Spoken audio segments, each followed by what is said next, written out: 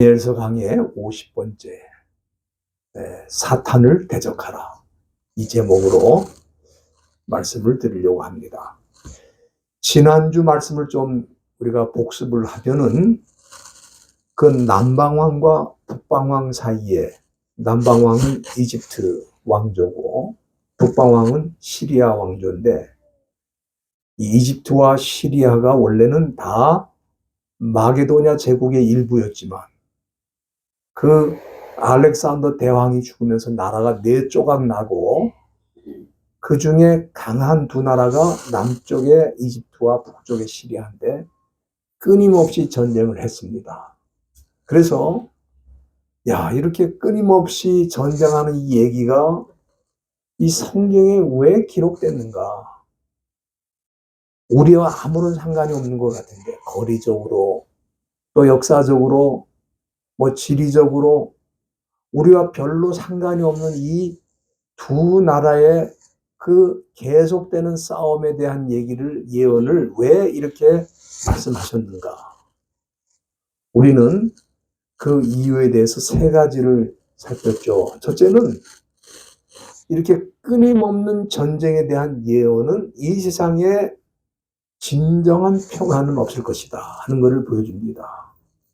우리 예수님께서 이 세상에 다시 오실 때까지는 아무리 잠시 협상을 맺고 평화 조약을 해도 그게 오래 갈 수가 없어요. 지구촌 어느 곳에서든지 전쟁이 일어날 수밖에 없고, 그 전쟁은 주님이 다시 오실 때까지 계속된다. 그러나 우리 믿는 성도들은 이런 전쟁의 한복판에서도 예수님 안에서 평화를 누릴 수 있다. 우리가 평화라는 건 아무 일도 일어나지 않는 상태가 아니고, 어려운 일이 있고 환난이 있고 전쟁이 있어도 그 가운데 예수님을 믿음으로 누리는 평화가 진정한 평화인데, 우리 믿는 사람들에게는 그런 평화가 있다는 걸 말씀드렸습니다. 두 번째는, 이 끊임없는 전쟁이 일어나는 그 이유가 뭔가? 우리가 겉으로 볼 때는 권력자들이 더 많은 권력을 차지하기 위해서, 또 경제적인 이유로, 또 종교적인 이유로, 또는 인종 간의 문제로 겉으로는 그런 게 원인이 돼서 전쟁이 일어나긴 하지만, 본질적으로는 이 모든 전쟁의 배후에는 사탄이 있다. 사탄이 있다. 그리고 이 사탄은 점점점 전쟁을 진화시켜가지고 이 시대는 제5세대 전쟁, Fifth Generation of War, 이 제5세대 전쟁이 있는데, 이거는 뭐냐? 이거는 칼과 총으로 싸우는 전쟁이 아니고 사이버 공격을 통해서, 또 SNS를 통해 거짓 정보를 유포해가지고 수많은 사람들이 자기도 모르는 사이에 전쟁터에 있는 거예요. 그리고 이 전쟁에서는 누구나 적이 될 수 있고, 전쟁이 어디서든지 일어날 수 있습니다. 학교나 교회나 가정이나 일터나 시공단을 따지지 않고 마귀 사탄이 계속해서 사람들 사이에 분열을 일으키고 전쟁을 일으키고 있다.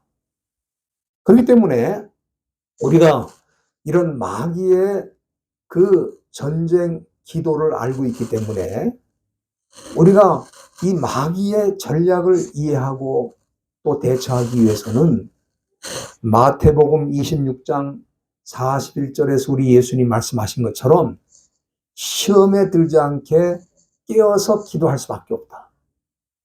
또 사도 바울이 에베소 6장 18절에 말씀한 것처럼 모든 기도와 간구로 하되 성령 안에서 기도하는 수밖에 없다. 저는 이 기도가 가장 강력한 무기라고 생각합니다. 악한 마귀와 싸워서 이기려면 기도하는 수밖에 없다. 그래서 우리가 하루아침 시작하기 위해서 일어나면 그때 기도하고, 또 일터에 가기 전에 잠시 기도하고, 특별히 우리가 이 사람들을 만날 때 그 사람이 어떤 사람인지를 모르니까 잠시 기도하면서 하나님께 지혜를 구해가지고 사람들을 만나고, 이렇게 계속해서 기도하는 가운데에 이 사탄의 계략을 이해하고 이 사탄이 일으키는 이 영적 전쟁을 대비할 수 있다. 그 말씀을 지난주에 드렸습니다. 오늘 이 본문에도 이 복잡한 예언이 계속되고 있는데, 지난주에 살펴본 것처럼 이 시리아 왕은 남방의 이집트를 정복하고 그 후에는 예루살렘과 유다를 정복하고, 그리고 지중해 연안의 많은 섬까지 정복하게 될 것이다 하는 그런 예언을 우리가 이미 살폈는데, 이렇게 강성해진 북방 시리아 셀루쿠스의 왕조의 그 시조가 누구냐면 안디오코스 대왕인데, 오늘 이 본문은 이 왕이 죽고 그 다음에 두 아들이 이어서 왕이 되는 그런 내용이 기록되어 있는 겁니다. 본문 20절에 보면은 그 위를 이을 자가 토생하는 자로 그 나라의 아름다운 곳으로 두루 다니게 할 것이다 그랬는데, 여기 그 위를 이을 자라는 것은 이제 왕자를 말하는 거죠. 그가 누구냐 하면은 이 안디오코스 대왕의 큰아들 셀레쿠스 필로파터라고 하는 사람이 있어요. 필로파터. 그 사람의 재위 기간은 그렇게 오래되지 않았습니다. 오늘 이 본문의 말씀은 그가 한 일이 뭐냐면은 토색하는 자로 그 나라 전 지역에 보내가지고, 예?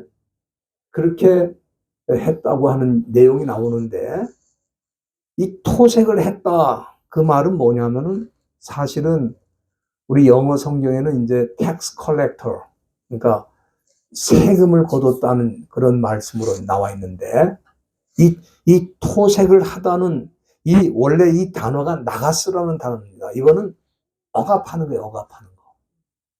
그러니까 이 사람은 어떻게 억압을 했냐면 세금을 많이 거둬가지고 사람들을 억압한 거예요. 그래서 그 돈으로 호화호식을 하면서 아주 사치한 왕으로 살았던 것입니다. 이게 그거 했던 일의 전부예요. 왕이 돼가지고 세금 많이 걷어가지고 마음껏 쓴 게 그 왕이 한 일이야. 그러니까 이런 왕이 오래 가겠습니까?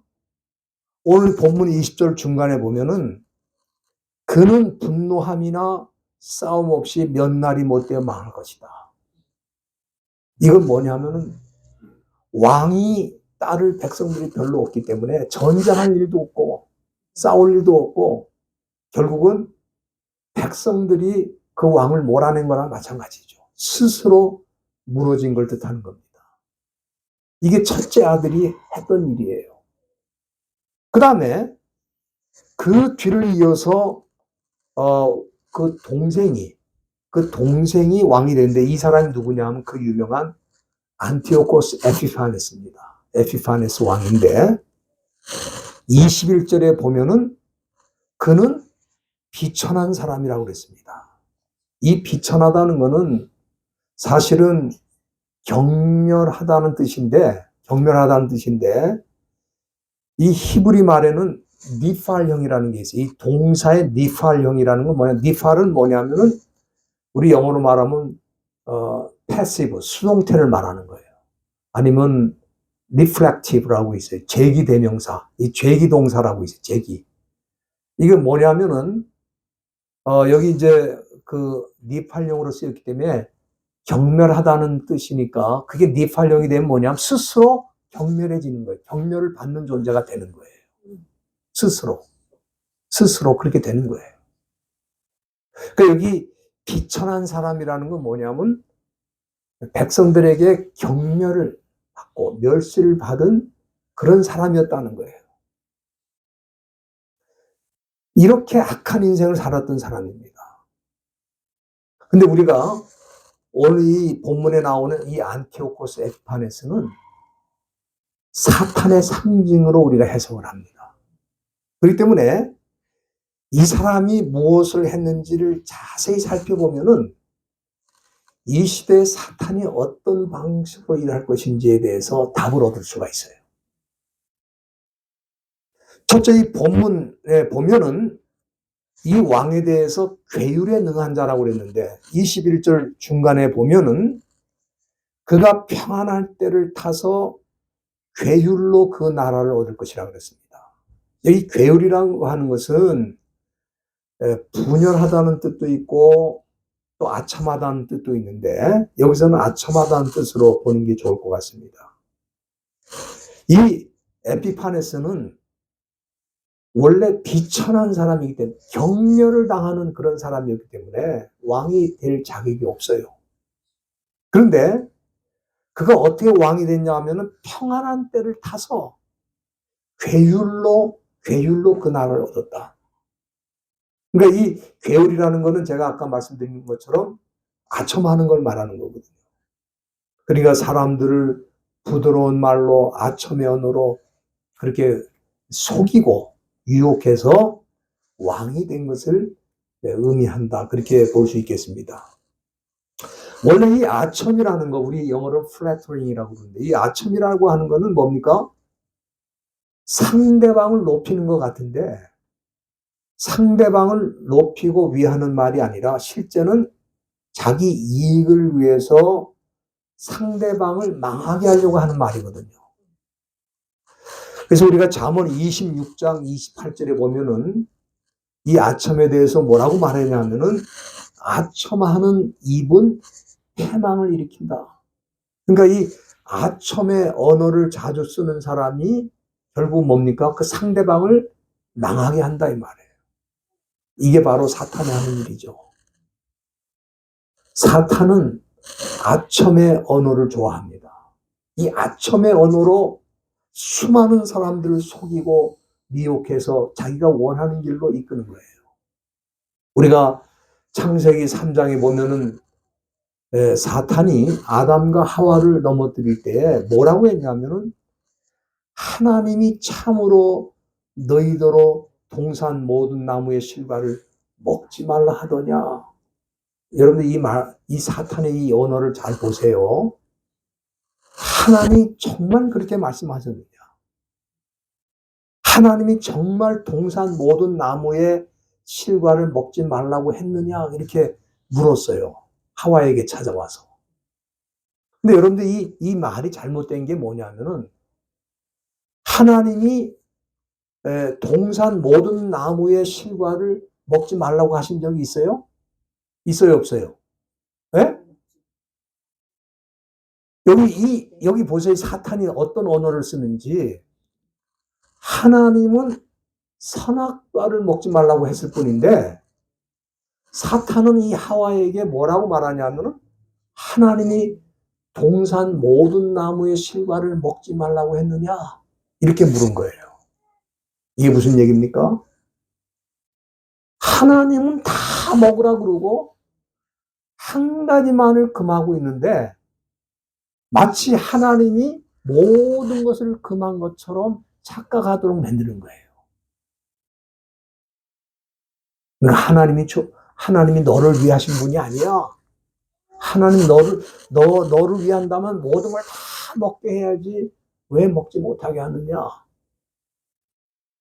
이 사탄이 이렇게 부드러운 방식으로 하와에게 질문을 하니까 갑자기 하와의 마음에 무슨 생각이 났냐면 하나님은 한 가지만 금했는데 마치 모든 것을 금하신 분처럼 그렇게 생각하도록 착각하게 만든 거예요. 그렇기 때문에 이 잠언 5장 3절과 4절에 보면은 대저 음녀의 입술은 꿀을 떨어뜨리며 그 입은 기름보다 미끄러우나 나중은 쑥같이 쓰고 쑥이 굉장히 쓰잖아요. 쑥같이 쓰고 두 날 가진 칼같이 날카롭다. 그러니까 여기 음료는 사탄을 상징하는데 사탄의 언어가 뭐예요? 꿀을 떨어뜨린다는 거예요. 얼마나 달콤한 말을 하면 꿀을 떨어뜨린다 그러겠습니까? 또 기름보다 미끄럽다. 아주 매끄러운 말을 하는 거예요. 그런데 나중에 그 말을 따라가 보면은 칼이 들어오는 거야, 칼이. 죽음이 찾아오는 거예요. 여러분들, 사탄은 언제나 사람들을 그렇게 유혹합니다. 절대로 부정적으로 접근하지 않아요. 마치 긍정적으로 좋은 말을 하는 것처럼, 우리를 위하는 것처럼, 우리를 생각하는 것처럼, 우리를 배려하는 것처럼 말하지만 그 속에 뭐가 있는 칼이 있어요. 칼이 있다 이 말이에요. 그래서 이 아담과 하와가 이 사탄의 요구를 받아들여 가지고 결국은 선악과를 따먹고 이 세상에 죽음과 또 죄를 불러들이는 아주 결정적인 죄를 짓게 된 거예요. 이게 사탄이 하는 일인데 오늘 본문에 나오는 에피파네스가 그런 사람이었다 이 말이에요. 그래서 우리가 이 에피파네스를 보면은 사탄이 어떻게 일하는지 우리가 알 수 있는 거예요. 두 번째, 이 왕은 아주 강한 왕이었습니다. 그가 괴율로 나라를 얻은 다음에 에피파네스는 강한 군대를 일으켜가지고 사람들에게 두려움을 주는 존재가 되었습니다.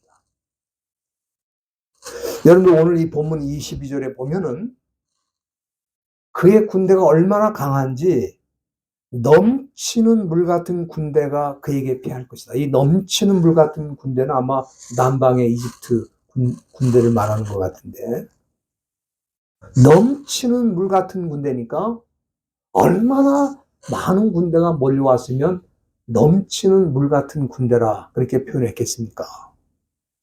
이런 엄청난 숫자와 군사력을 가지고 쳐들어왔는데도 이 에피파네스는 그 군대를 무찌르고 정복했다는 거예요. 그러면은 그가 이렇게 강하게 활동할 수 있었던 이유가 뭐냐? 우리가 이 본문을 쭉 읽어보면 그에게 무슨 군대가 많고 또 군사력이 많고 이런 게 아니에요.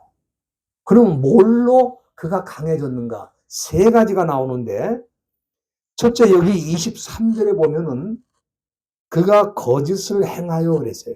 거짓을 행하여. 그러니까 에피파네스는 뭐예요? 모든 게 거짓이야. 다른 나라와 동맹을 맺고 약조를 하는 것도 거짓이고 뒤통수를 치는 방식으로 그렇게 조약을 맺는 거예요. 그래서 상대방을 안심시키고 그 다음에 뒤통수를 치기 때문에 여기 23절 끝에 보시면은 적은 백성을 거느리고 강하게 된다. 그러니까 군사력이나 또 무슨 어떤 힘이 있는 게 아니라 이 거짓말에 능통해가지고 상대방을 치는 거예요. 그래서 적은 군사를 가지고도 강한 군대를 만들었다. 여러분 이 시대 사탄이 그렇지 않습니까? 사탄은 거짓의 아버지입니다. 그리고 이 사탄은 몇 사람 안 되는 그 소수의 인원을 가지고도 얼마든지 수많은 사람들 칠 수 있는 능력이 있는 거예요. 그렇게 해서 뒤통수를 쳐가지고 나라도 무너뜨리고 교회도 무너뜨리고 공동체도 무너뜨릴 수 있어요. 여러분들 우리가 이단들을 보면 이단들이 교회에 침투해가지고 교회를 무너뜨릴 때 몇 사람이에요. 두세 사람이 들어와가지고 교회에서 핵심을 내가지고 목사님께 인정을 받은 다음에는 어느 날 교인들한테 이렇게 환심을 얻어가지고 교회를 어지럽히고 무너뜨리는 거예요. 여러분들 이 중국이나 북한 같은 이 공산주의 국가도 하는 일이 다 이 마귀가 하는 일과 똑같습니다. 그들은 소수의 간첩을 다른 나라에 침투시켜가지고 거짓으로 사람들을 선동하고 그렇게 해서 결국은 그 나라를 어렵게 만들고 그 사회에 고통을 주는 겁니다. 이게 사탄이 하는 일이에요. 두 번째는 이 에피파네스가 어떻게 강한 나라를 일으켰냐 하면은 사람들을 돈으로 매수하는데 능통한 사람입니다. 여기 본문 24절에 보면은 에피파네스가 그가 평안할 때 그 도의 가장 기름진 곳에 들어와서 그 열조와 열조의 조상이 행하지 못한 것을 행할 것이라고 했는데 그게 뭔가? 여기 24절 잘 보세요. 중간에 그는 노력하여 탈취한 재물을 무리에게 흩어주며 모략을 베풀어 산성들을 칠 것이다 그랬어요. 다시 말하면 돈으로 사람들을 매수하는 거예요. 그래서 자기의 앞잡이 노릇을 하도록 하는 겁니다. 그렇게 해서 산성을 정복하고 영토를 누리는 거예요. 그 돈이 자기 게 아니잖아요. 다른 사람들의 것을 노략질하고 탈취한 재물이라고 그랬습니다. 이런 불의한 재물을 가지고 사람들에게 흩어주면서 매수해가지고 자기 편을 만드는 거예요. 이것이 이 시대 사탄이 하는 수법이기도 합니다. 여러분들 이 공산주의 국가 뒤에는 사탄이 있는데 이 북한의 김일성이도 보세요. 사람들의 재산을 다 무력으로 뺏어가지고 그걸로 뭐 사람들에게 나눠주면서 자기가 마치 훌륭한 사람인 것처럼 행세를 한 거야. 그래서 이 김일성이 안 돼. 우리 할아버지도 전 재산을 다 뺏기고 우리 외할아버지도 전 재산을 다 뺏기고 우리 최성호 목사님도 다 재산을 공산주의자한테 다 뺏긴 거야. 그리고 맨몸으로 다 피난 내려오신 거예요. 다 뜯기고 다 뺏기고 그거 가지고 자기가 자기한테 충성하는 사람에게 인심을 쓰듯이 나눠줘가지고 자기한테 충성을 하도록 하는 게 바로 공산주의자들이 하는 일입니다. 지금 그 돈으로 심지어 남쪽에 간첩을 보내가지고 그 고학생들 있잖아요. 돈이 없어서 공부는 하고 싶은데 돈이 없는 학생들을 살살 꼬셔가지고 공부할 수 있도록 자금을 대줘가지고 그래가지고 무슨 고시에 합격을 시키고 판사가 되고 검사가 되고 신문 기자가 되고 교수가 돼가지고 완전히 좌파 사상에 젖어가지고 북한이 원하는 대로 활동을 해주는 거예요. 이게 마귀가 하는 아주 그 수법 중에 대표적인 수법입니다. 근데 여기 에피파네스가 그런 일을 한 거예요. 다른 사람의 재산을 뜯어가지고 뺏어가지고 그걸로 사람들에게 나눠주면서 자기를 따르라 이거예요.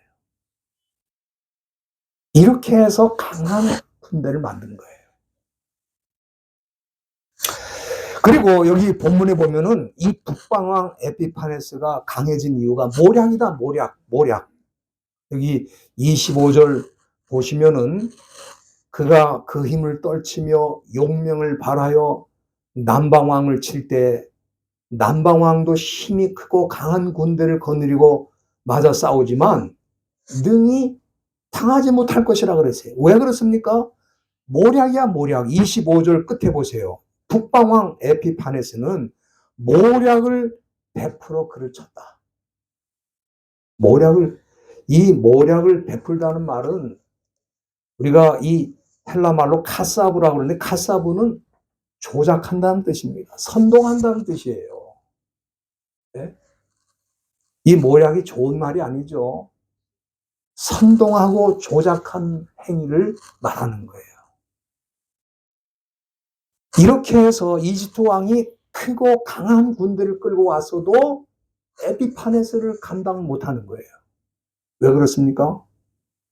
여기 27절 보세요. 본문에 중간에 보시면은 이 에피파네스가 남방 왕에게 어떻게 모략으로 속이고 선동했는지가 나와 있는데 이 두 왕이 한 밥상에 앉았다 그랬어요. 이 밥상에 같이 앉았다는 거는 협상이잖아. 협상 테이블에 앉은 거잖아. 평화를 위해서 앉은 거거든.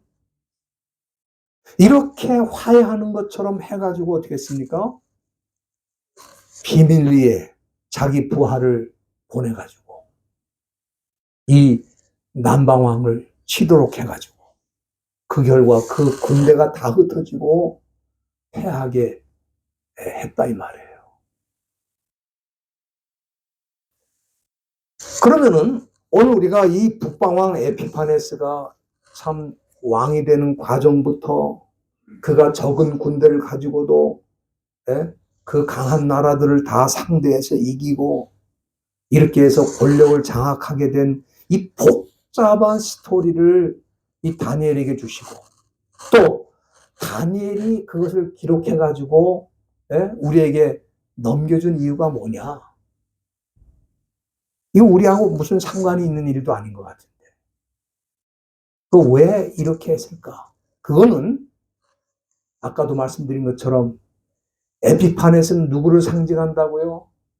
사탄을 상징하기 때문에 이 사람이 지금 행하는 모든 일들을 잘 살펴보면 이 시대 사탄이 어떤 방식으로 하나님의 백성들을 갖다가 공격하고 무너뜨리려고 하는지 우리가 알아차릴 수 있다 이 말이에요. 에피파네스는 평안한 때 괴율로 나라를 얻었다 그랬어요. 괴율로. 아첨의 말로. 사람들 듣기 좋은 말로. 그렇게 해서 나라를 얻었지만 알고 보니까 그게 우리 목을 치는 칼날이었다 이 말이에요. 이게 사탄이 하는 일입니다. 사탄은 좋은 말로 아름다운 말로 사람들을 끌어당기지만 결국은 사탄이 숨긴 칼에 의해서 사람들이 죽어나가게 되는 거예요. 또 에피파네스는 사람들을 다른 사람에게 뺏어온 돈을 가지고 나눠주면서 인심을 쓰는 것 같이 해가지고 그 돈으로 사람들 매수하는 거야. 근데 우리가 이 시대에도 마찬가지입니다. 누가 까닭이 없이 돈 주는 건 받으면 안 돼요. 나하고 무슨 아무런 관련이 없는데 자꾸 돈을 주는 거야. 그게 사람을 매수하는 방법이라. 그러니까 이 나라의 권력자들이 뭐예요? 자꾸 공짜 돈을, 남에게 돈을 뺏어가지고 뭐 인심 쓰듯이 나눠주는 거야. 그렇게 해서 사람들을 모으고 선동하지만 그게 나중에 우리의 발목을 잡고 우리의 미래를 망치게 된다 이 말이에요. 에피파네스는 뭡니까? 겉으로는 평화를 말하고 협상을 말하지만 뒤로는 모략으로 사람을 치는 거예요. 그러니까 이 시대에도 사탄이 이런 방식으로 일을 하기 때문에 우리가 이런 사탄을 어떻게 싸워서 대처할 것인가? 여러분들, 사탄과는 협상하면 안 됩니다. 대적해야 됩니다. 여러분들이 베드로전서 5장 8절과 9절 한번 보시기 바랍니다. 이 사도 베드로가 이 마지막 때를 살아가는 우리들에게 주시는 권면의 말씀이라고 생각하는데 거기 보면은 근신하라 뛰어라 너희 대적 마귀가 우는 사자같이 두루 다니며 삼킬 자를 찾나니 너희는 믿음을 굳게 하여 저를 대적하라. 사탄은 대적하는 방법밖에 없어요. 여러분 공산주의자 이 시대 마귀의 조종을 받는 공산주의자하고는 타협하면 안 되는 겁니다. 공산주의는 무조건 대적을 해야 돼요. 왜? 그거는 좋은 말로 사람들을 유혹하기 때문에 그 사람들이 하는 말을 이렇게 듣다 보면은 이 하얀 종이가 갑자기 검은 종이가 되는 거야. 검은 종이는 하얀 종이가 되고 갑자기. 왜? 선동을 너무 잘하기 때문에 그래요. 이 선동하면 마귀를 당할 적 없는데 마귀가 공산주의자를 도구를 써가지고 선동하는 거예요. 이걸 잘 모르는 거예요. 왜? 들리기가 괜찮아. 사람이 들을 때요, 괜찮은 말을 하는 것 같아. 맞는 말을 하는 것 같아. 근거가 있는 것 같아. 논리도 있는 것 같아. 이 마귀가 하와에게 찾아와서 하나님이 모든 것을 금하셨느냐? 정말 아니, 그렇게 말씀한 적이 없어요. 근데 그렇게 하나님 말씀하신 것처럼 착각하게 만드는 거예요. 이런 사탄과는 타협이 아닙니다. 대적해야 돼요. 그래서 이 믿음으로 대적하는 겁니다. 우리가 대적하는데 뭐 무기를 들고 싸우는 게 아닙니다. 믿음으로. 우리는 하나님을 믿기 때문에 너 같은 존재가 제공하는 약속이나 호의는 필요 없다. 하나님이 우리와 함께 하시고 하나님이 우리를 책임지시고 하나님이 우리를 돌보시는데 네가 와갖고 뭘 준다 만다 그럴 필요도 없고 난 너의 도움이 필요 없어. 대적해야 돼. 어떤 사람이 까닭도 없는 돈을 가지고 와서 너 마음껏 쓰라 그럴 때 너 내가 그 돈하고 아무런 관계가 없는 내가 왜 받아? 협상이 필요 없어요. 그건 대적하는 겁니다. 사탄은. 믿는 사람들끼리는 서로 약속도 하고 서로 협조도 하고 서로 사랑도 하면서 이해하지만 마귀는 뒤에 칼을 품고 오기 때문에 협상하다간 우리의 목이 날아가는 거예요. 오늘 그 사탄의 실체를 이 본문이 보여준 겁니다. 다른 거 아니에요. 왜 이렇게 복잡한 얘기를 여기 써가지고 우리가 읽을 때마다 헷갈리고 저도 헷갈리더라고. 이게 도대체 뭘 말하는지. 그러나 자세히 들여다보니까 이 마지막 때 사탄이 어떤 방식으로 하나님의 백성들을 넘어뜨리고 도전하는지 거기에 대해서 말씀하신 것을 제가 깨우치게 됐습니다. 저와 여러분들이 이 험한 시대, 이 마지막 시대에 믿음을 가지고 하나님이 우리와 함께 하심을 믿으시면서 마귀와 싸워 이기시는 귀한 주님의 백성들 다 되시기를 간절히 바랍니다.